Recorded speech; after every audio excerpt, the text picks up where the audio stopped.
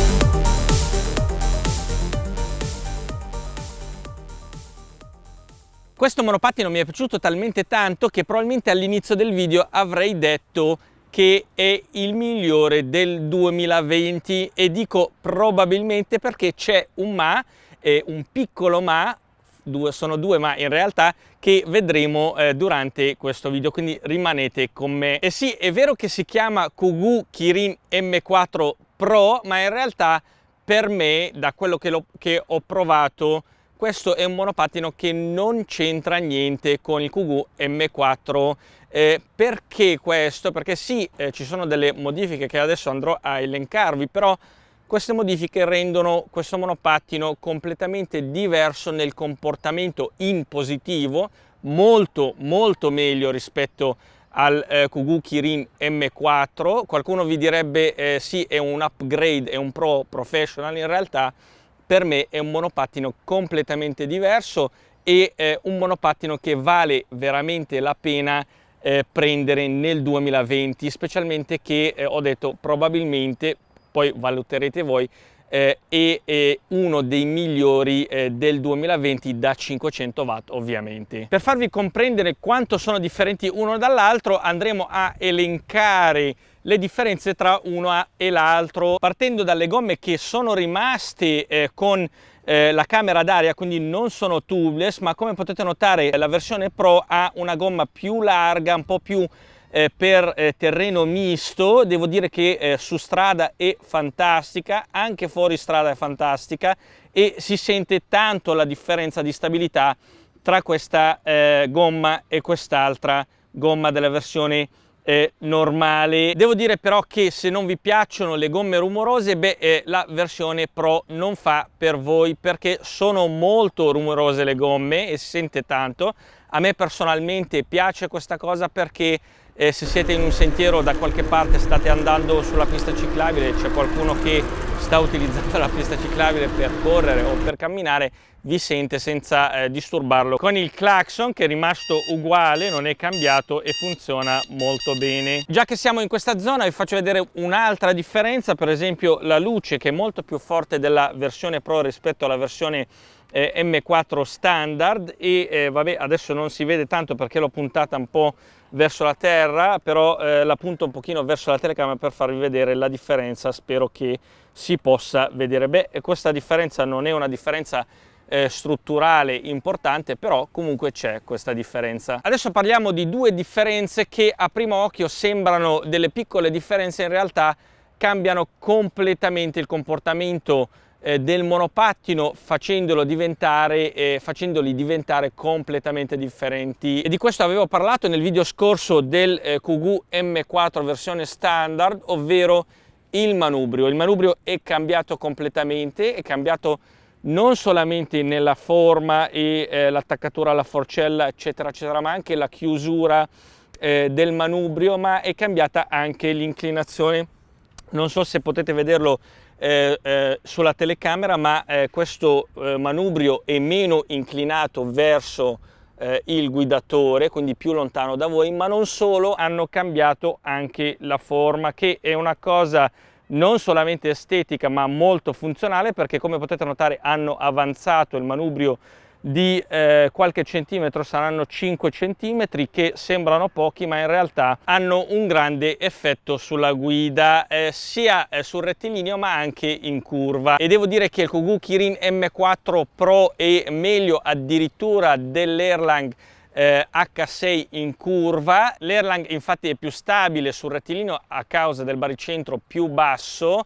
D'altra parte il Kogoo Kirin M4 è davvero stabile sia in curva che sul rettilineo. Non è grazie solamente al manubrio che è cambiato, ma grazie anche ovviamente alle gomme che sono cambiate. Anche il meccanismo di apertura e chiusura è cambiato, è più facile da aprire e chiudere. In realtà, se avete visto il video scorso, io non lo trovavo difficile aprire e chiudere se lo sapete fare. Basta dare un colpetto e aprire e chiudere, diventa facile, ma dopo un po' si smolla e diventa veramente facile. Ma la cosa più bella di questo meccanismo di apertura e chiusura è che non prende una parte grossa dove potete appoggiare il piede, che sembra poco, ma in realtà questo spazio di qua, in più il fatto che il manubrio non è dritto, pende verso di voi, fa sì che questo spazio dove potete appoggiare i piedi è molto minore rispetto allo spazio che c'è su questa pedana, anche se tutte e due le pedane sono uguali come dimensione. Ma vi faccio notare un'altra differenza, è che qui abbiamo un adesivo antiscivolo in silicone che aderisce meglio per i piedi e soprattutto non si consuma rispetto a questi qua, che sì, danno un'aderenza veramente ottima, ma man mano nel tempo si consumano e dovete cambiarli perché diventano brutti. E già che ci siamo, vi faccio vedere il meccanismo di apertura e chiusura. È molto semplice, basta sbloccare questa leva di sicurezza, spingere quest'altra levetta e il monopattino si chiude. Come tanti monopattini non ha il gancio per il manubrio, ma il meccanismo di blocco e sblocco del manubrio fa sì che il manubrio si blocchi una volta raggiunta la sua posizione normale, e quindi possiamo sollevare il monopattino tranquillamente così. Il manubrio è un semimanubrio, quindi richiudibile, basta tirare queste levette qua e chiuderle. E diciamo che ne parlo un'altra volta perché c'è qualcuno che si lamenta di questi semimanubri che non sono fissi. In realtà questa è una cosa positiva e io personalmente non l'ho stretto perché mi piace così, perché ammortizza anche e non ha nessun effetto sulla guida. Ma se volete farlo molto rigido come questa parte qua che l'ho stretta apposta per voi, vedete che non si muove, basta svitare, non avvitare. Ecco, ricordatevi questo, dovete svitare la vite che c'è all'interno così da bloccarsi qua, fare spazio, e una volta fatto non avete nessun movimento. Ovviamente se fate come ho fatto qua per bloccarlo al massimo, vedete che non si muove per niente, avrete un po' di difficoltà a tirare su questo, dovete spingerlo un po' in su e poi tirare giù. Ecco, questa è una libertà vostra, potete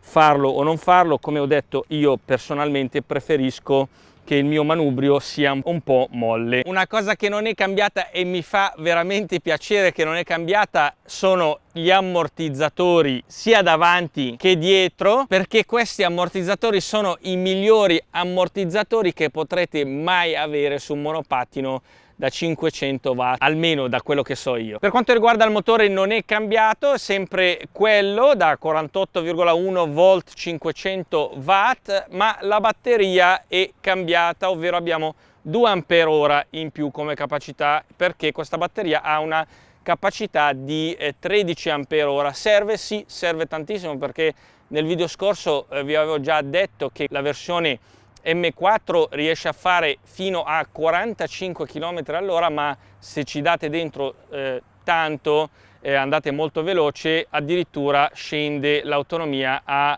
20 km all'ora, e da 20 a 45 sono tanti, e questo proprio perché la capacità della batteria non è adeguata alla potenza del motore. Ovviamente questo dà un vantaggio non indifferente dal punto di vista del peso, perché pesa per esempio molto meno rispetto all'Erlang H6, non è tanto in numeri, ma se lo sollevate sulle scale come faccio io spesso la sento la differenza. Per quanto riguarda questi 2 Ah danno una spinta in più, in realtà non l'ho notato, non danno una spinta in più, e l'Erlang H6 per esempio ha una spinta, una coppia e una spinta in salita maggiore rispetto a questo. Abbiamo provato io e Jacopo a partire insieme e l'Erlang l'ha battuto di brutto per quanto riguarda l'accelerazione.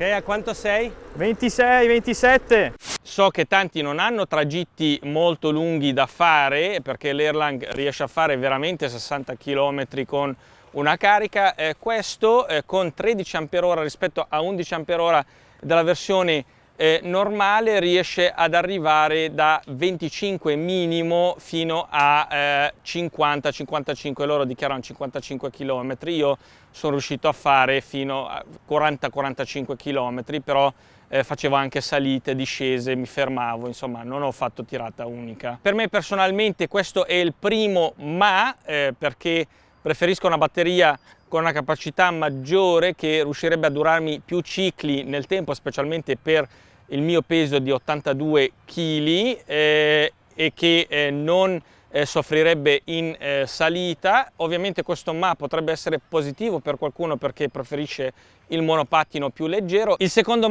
è legato alla programmazione dell'ESC, quello che chiamano, abbreviando, controller, perché una volta che siete alla velocità massima, e questo monopattino arriva fino a 45 km all'ora quando è la velocità massima, io sono arrivato qualche volta anche a 50 quando la carica è al massimo, questa velocità diminuisce, diventa 39-37 con la batteria scarica. Ecco, quando siete a una velocità molto alta e togliete la mano dall'acceleratore e riaccelerate un'altra volta, l'ESC non è lineare, ovvero il monopattino, al posto voi vi aspettate che riacceleri, in realtà rallenta e poi accelera.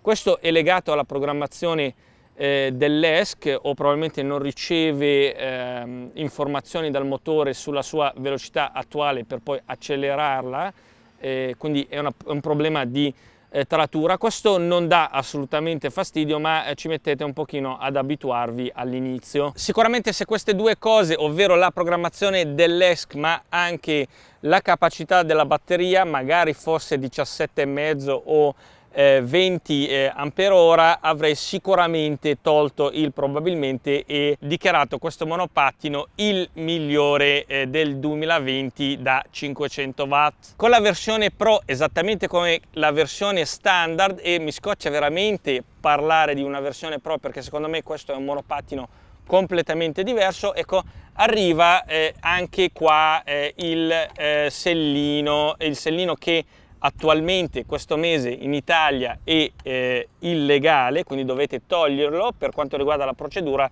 vi consiglio di andare a vedere il video della versione standard. Questo sellino è telescopico ed è molto comodo, vi faccio vedere com'è, però purtroppo in Italia la legge non lo ammette, almeno per questo mese. Un'altra cosa molto interessante, specialmente per le persone alte, per quanto riguarda il manubrio, è che la versione Pro ha il manubrio più alto. Non è la parte telescopica più alta, non è questa parte qua che è più lunga, ma questa parte qua è più lunga. Questo meglio ovviamente perché questa parte è più rigida, e non è solamente questo, ma il fatto che non è inclinato verso di voi come questo.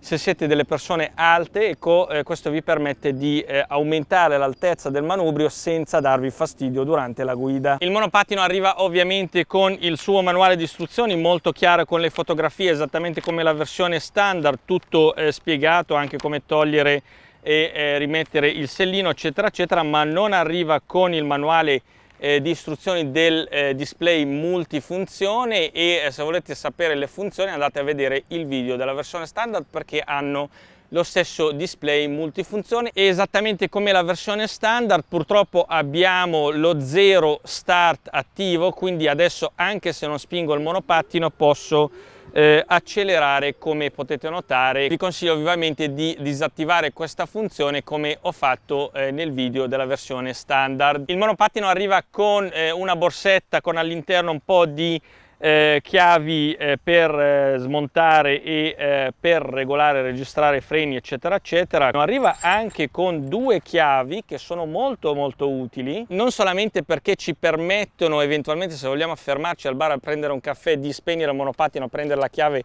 senza legarlo. Almeno nella mia zona io riesco a farlo, non so nella vostra, però qua mi sento sicuro e tolgo la chiave, mi prendo un caffè tranquillamente. Ma questo è utile anche perché toglie la corrente alla batteria completamente, eventualmente se volete conservare il monopattino per lunghi periodi senza utilizzarlo. Vi ricordo che se volete conservare il monopattino o qualsiasi altro strumento con una batteria al litio va conservato con la batteria carica al 50-60%, né di più né di meno. Il Kugu Kirin M4 Pro arriva sempre come la versione standard con un caricabatterie da 2 A e come abbiamo imparato 13 Ah di capacità della batteria diviso 2 A che è la corrente di carica. Il risultato è 6,5 che sono le ore che ci mette a ricaricare completamente la batteria se è scarica al massimo. Per quanto riguarda i freni, sono freni a disco meccanici sia davanti che dietro. La luce dietro è una luce a LED che funziona da luce da posizione, ma se schiacciamo la leva del freno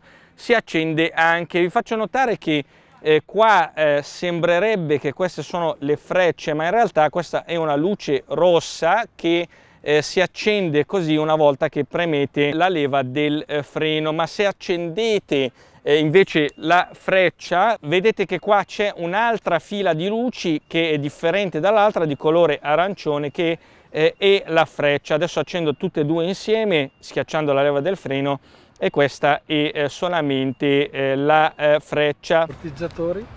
Sì, gli ammortizzatori sono molto buoni, però c'è anche il bottone qua Che serve? che se schiacci ti fai salti nel tempo. Come salti nel tempo? E quindi anche se la strada è sconnessa, compari dall'altra parte. Ma praticamente dà una spinta in più che ti fa fare... Sì, e fai i salti temporali. È un salto quantico.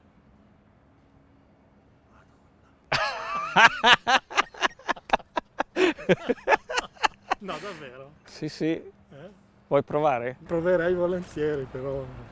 non vorrei combinare wire. È difficile. Lì cosa c'è? No, Un non è acceleratore? difficile. Sì, c'è il generatore quantico. No, dico un acceleratore, una manopola. Sì. C'è praticamente una specie di manopola, schiacci e parte. Però adesso non parte. Se schiacci forte scompare. Che senso? Scompare da una parte e compare dall'altra. Come gli elettroni. Quando accendi la luce, tu non senti che la luce arriva e poi la vedi. La vedi subito, pum, compare su. E questo è così. Vuoi provare? Dai, c'è un pezzetto. No, però fammi finire però il video, dai. Manuale meccanico. Sì, però qua non serve perché c'è il generatore quantico che ti fa praticamente, se stai andando contro qualcosa, schiacci il bottone, scompari e compari dopo. Perché i tacchioni... No, perché i tacchioni... Bello, sarebbe bello però averlo così, vero? Anche quella che ti fa saltare via gli Sì. ostacoli. Sì. Lo so per certo che adesso appena pubblico questo video in tanti tra voi andranno a commentare sotto questo video chiedendo: ma Issam, è meglio questo o l'Erlang H6 V3? In realtà è una domanda difficile, alla quale è difficile veramente rispondere perché sono più o meno allo stesso livello, con piccole varianti, con alcune pro e contro. Per esempio questo pesa di meno, l'altro ha un'accelerazione di più, eccetera eccetera. Quello che vi consiglio di guardare è il prezzo, il fatto che se potete o non potete usufruire del bonus mobilità, la capacità della batteria, l'accelerazione, quale leggero di più, quale leggero di meno, le gomme tubeless se viaggiate in posti dove siete soggetti a forature. Probabilmente ci vorrebbe un video intero dedicato per il confronto tra i due, ma in questo momento a caldo mi vengono in mente queste differenze. Come al solito vi lascio il link e coupon sconto a questo monopattino magnifico, probabilmente è il migliore del 2020 da 500 watt assieme all'Erlang H6. Tutto nella descrizione del video, ma anche qua, potete cliccare qua. Nel frattempo vi saluto e ciao, alla prossima!